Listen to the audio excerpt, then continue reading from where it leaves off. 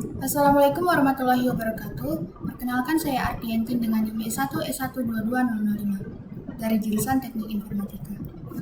Nah, di sini saya akan menjelaskan dari slide ke-6 yang mana di sini pada bagian vector space model mulai dari halaman 42 sampai dengan halaman 63 yang mana ini saya lakukan untuk memenuhi tugas dari mata kuliah Sistem Temu Kembali Informasi yang diberikan oleh dosen saya. Baiklah, langsung saja saya mulai penjelasannya. Di sini yang pertama ada binary incident matrix, yang mana binary incident matrix itu merupakan tabel yang menunjukkan kemunculan kata tertentu dalam dokumen. Seperti di sini kita punya baris katanya yaitu Anthony, Brutus, Caesar, Calpurnia, Cleopatra, Mercy, dan Borser. Dan kemudian kita punya kolomnya yang berisi buku naskahnya yaitu Antony and Cleopatra, kemudian Julius Caesar, The Tempest, Hamlet, Othello, dan Macbeth. Nah, di sini dapat kita lihat bahwa setiap dokumen itu direpresentasikan sebagai vektor binar.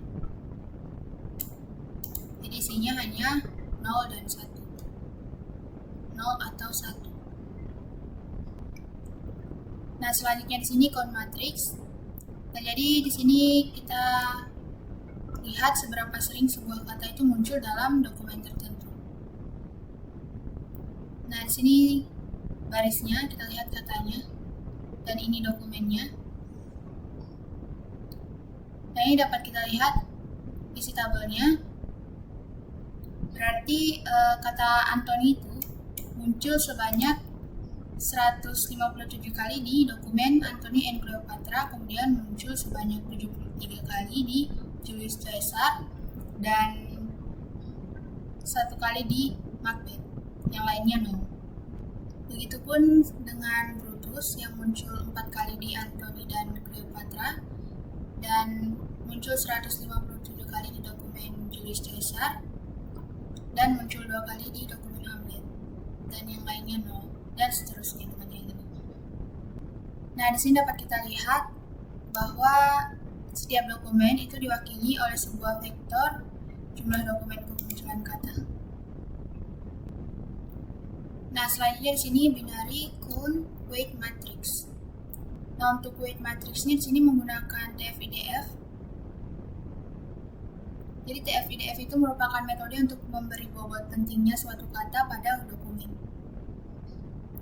Nah, jadi semakin sering suatu kata itu muncul dalam suatu dokumen, maka TF-nya itu tinggi, maka semakin penting. Tapi jika kata tersebut juga muncul di banyak dokumen lainnya, berarti bobotnya dikurangi.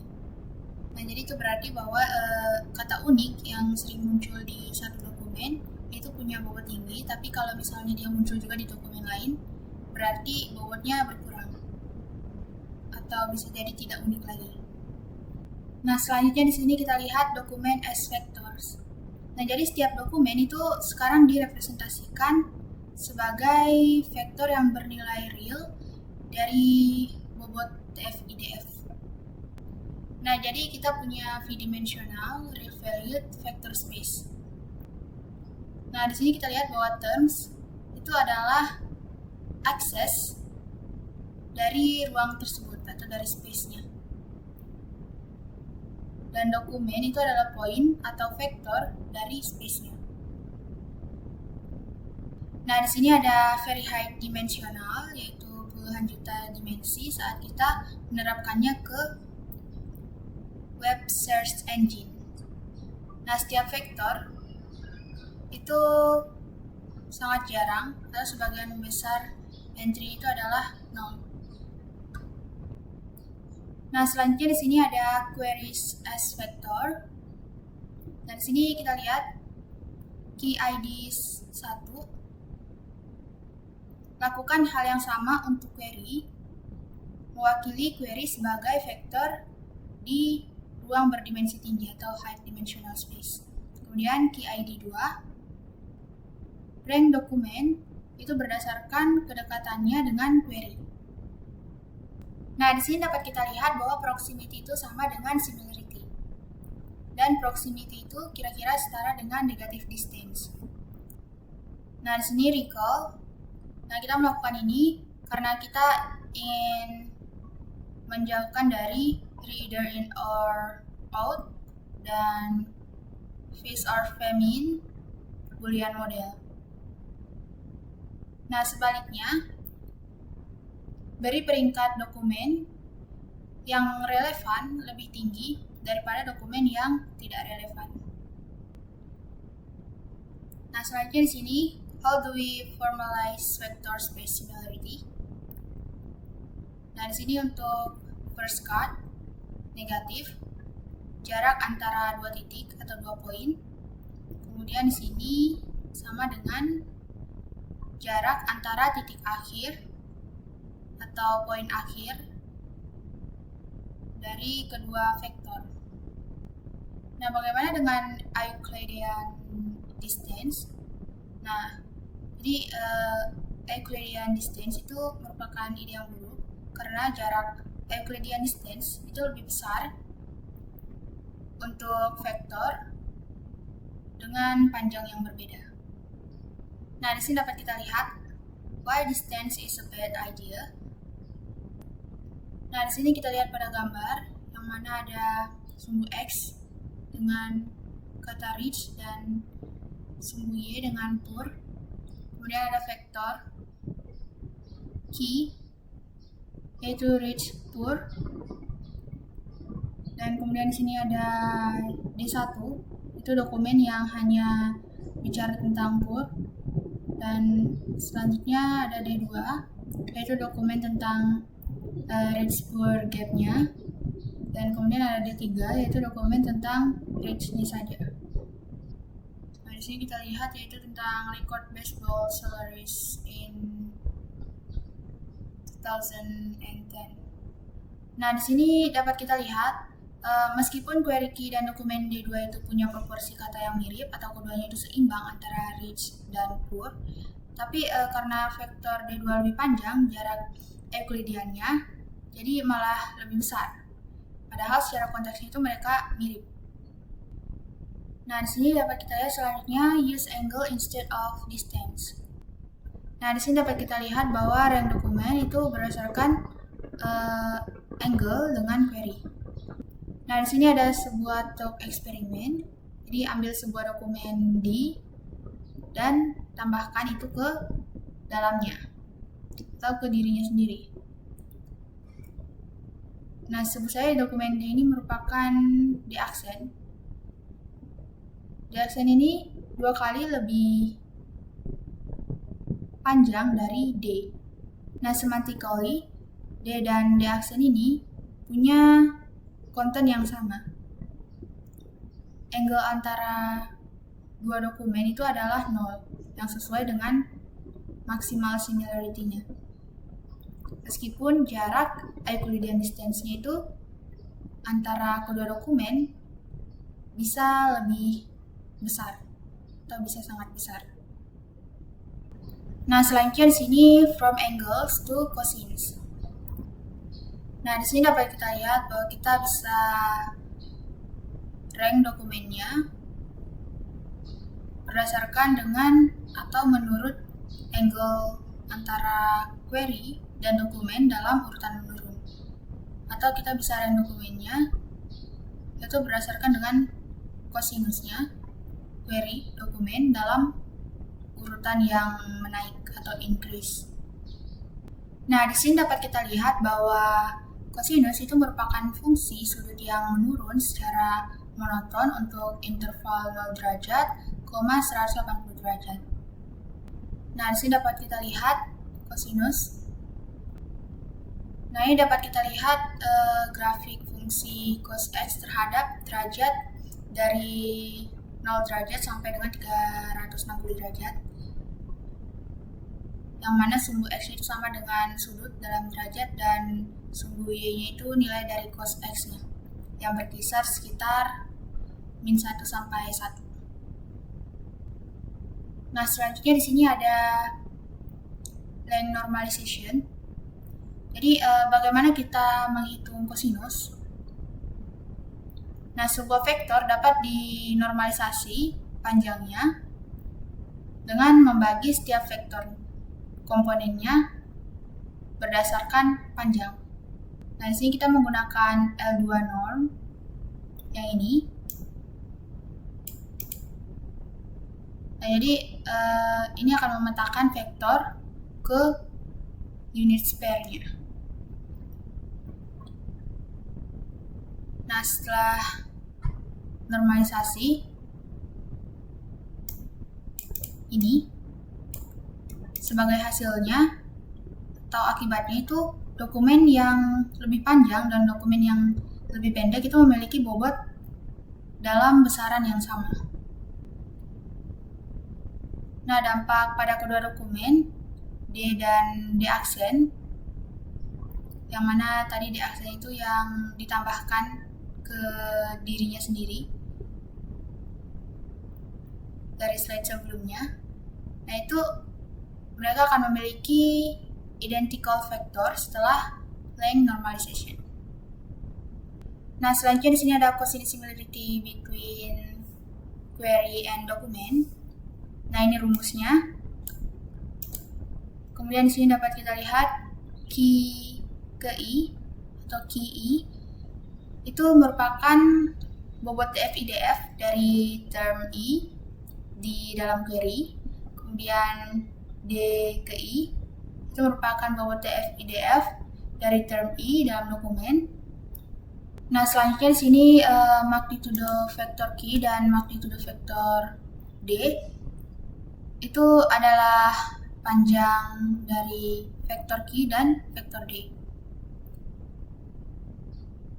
Nah, ini adalah cosine similarity dari vektor Q dan vektor D atau equivalently kosinus sudut antara vektor Q dan vektor D. Nah, selanjutnya di sini ada cosine for normalized vectors. Nah, di sini dapat kita lihat untuk normalized vectors, kosinus setara dengan titik produk atau scalar produk. Nah, di sini cos vektor Q, vektor D itu sama dengan vektor Q dikali vektor D. Nah, sama dengan sigma I QI dikali DI. Jika vektor Q dan vektor D sudah dinormalisasi panjangnya. Nah, selanjutnya di sini ada cosine similarity illustrated. Jadi ini ilustrasinya, yang mana di sini dapat kita lihat dalam gambar bahwa vektor D2 itu paling dekat arahnya dengan vektor Q, yang berarti paling mirip dengan Q. Dan vektor D1 itu sedikit menjauh dari vektor Q-nya, berarti kurang mirip. Dan vektor D3 itu sangat jauh arahnya dari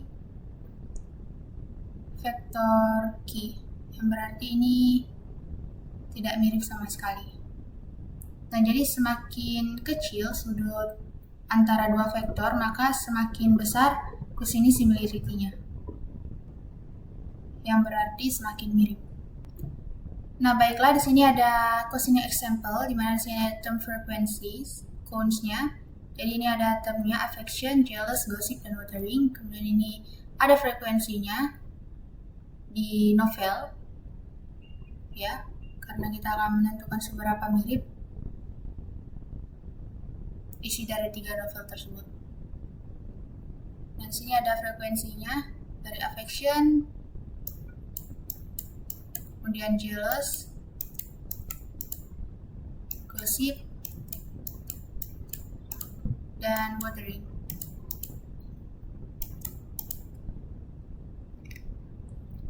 Nah, di sini dapat kita lihat lanjutannya, yang mana di sini kita menghitung cosine similarity menggunakan log frequency weighting.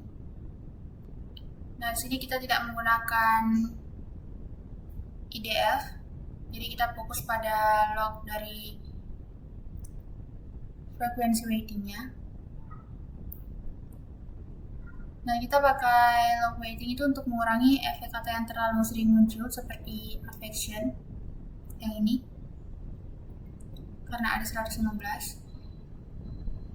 Nah, di sini karena dia pakai log frequency weighting, berarti dia rumusnya W sama dengan 1 plus log 10 F. Setelah kita ubah frekuensi termnya ke log frequency weighting agar lebih seimbang, selanjutnya kita lihat di sini ada log frequency weighting dan cosinus normalization. Jadi kita normalisasi. Nah, ini bertujuan untuk membuat semua vektor itu memiliki panjang 1 agar kita hanya membandingkan arahnya saja, bukan skalanya. Nah, di sini untuk cos SAS dan PAP sini kita kalikan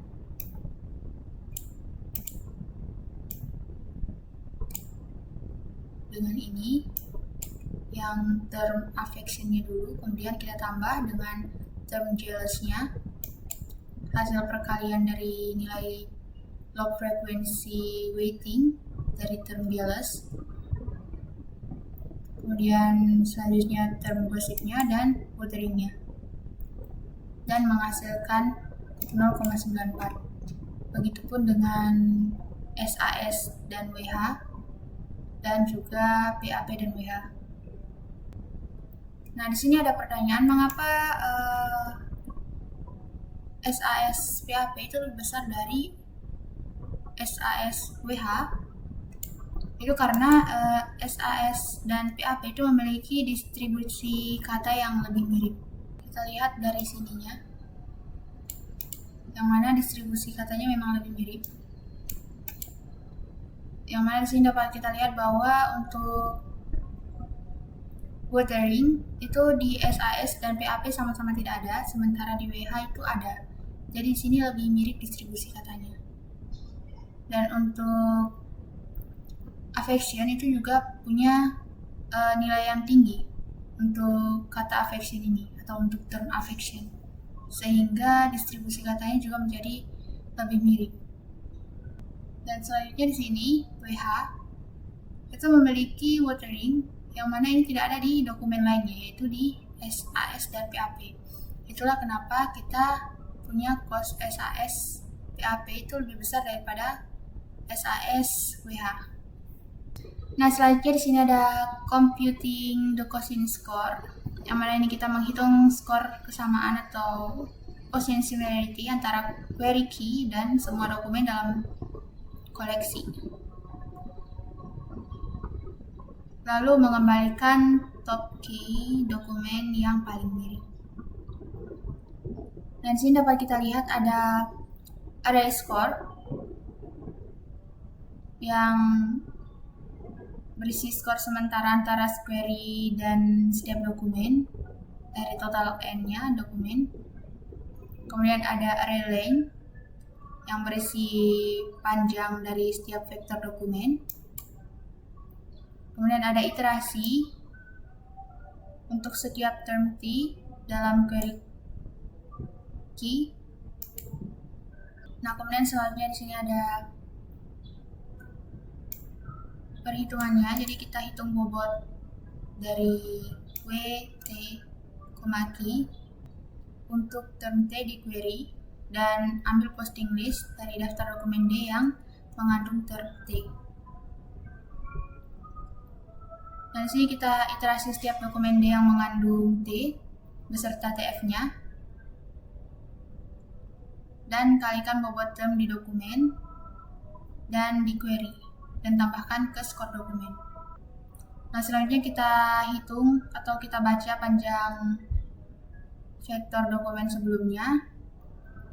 Nah, untuk setiap dokumen dengan panjang vektornya, untuk normalisasi cosinus atau cosinus normalization. Dan di sini kembalikan top K component of score-nya. Nah, di sini ada components of TF IDF weighting.